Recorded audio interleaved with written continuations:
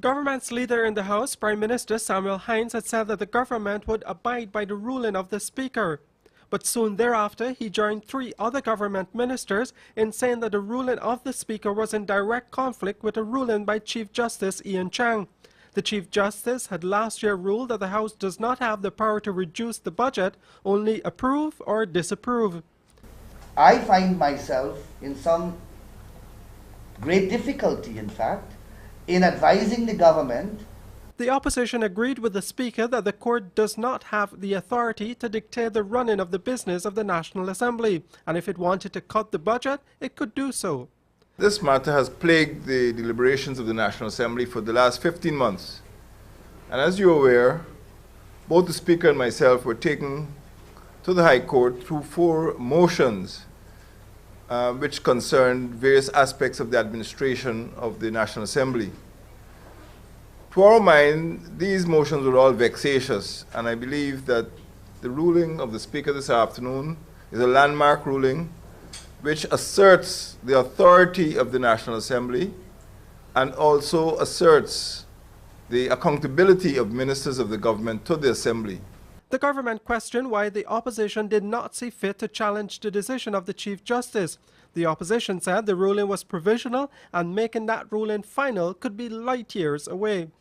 If and when the Chief Justice does make his ruling final, the Attorney General Anil Nandlal was at a loss for words as to what the government's position would be. Well, I suppose we would have to, but these things, as Attorney General, I find myself in an extremely difficult position because I am now serving 2 masters, one right and one wrong, but one is in charge of one forum. Right, so as wrong as I believe it is here, I am not sure on how to advise the government forward. My original advice, my advice can be easily disregard everything that the Parliament is doing. But as the Honourable Minister of Finance explained, by doing that, by taking a strict legal position, I can expose the nation to untold damages. Because the nation's business will come to a halt without these expenditures, these estimates being approved. Opposition leader David Granger said that APNU and AFC, which make up the majority in the House, would not use its power to cut the budget indiscriminately.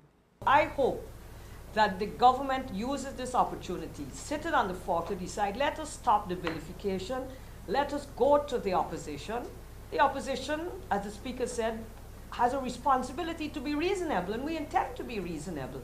And let us see if together we can craft not only Budget 2013, but subsequent budgets that would inspire the confidence of the majority of our people, the great majority, not 51% or 52%, but perhaps a majority of 75–80% of our people. APNU frontbencher Deborah Backer said that if the government was serious about consultation, the question of reducing the estimates would not have arisen at all. She said that ongoing talks would have resulted in a budget that could be wrongly supported, though each side of the House might not get everything they want. This is an opportunity for us as a people to sit together and look at what are the main concerns of our people. We put our concerns on the table, the AFC does it, obviously the government does that. We will never get everything we want, but we believe that we need budget talks that go from year to year. Today we saw the people from the East Bank Berbice protesting. I think this is the 2nd or 3rd year. If we have ongoing budgetary talks, we have a committee set up, surely those kinds of issues will not reach to that stage. As far as the finance minister was concerned, the government's consultation process was just enough.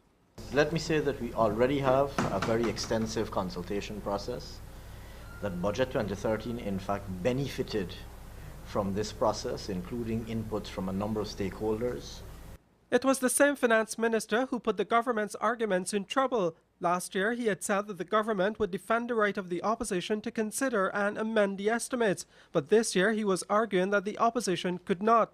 In the end, he prayed that the opposition would not be wanton in their use of the power to vote against parts of the budget.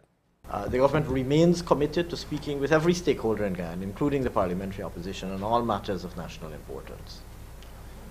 It is equally important that we make this statement and demonstrate our commitment to that statement, that we have absolutely no difficulty subjecting the estimates to the ultimate degree of scrutiny, and we have absolutely no difficulty answering any questions posed. And we will honor that commitment. On Tuesday evening, the budgets for the Ministries of Agriculture, Legal Affairs and Foreign Affairs were all passed without the opposition voting any cuts.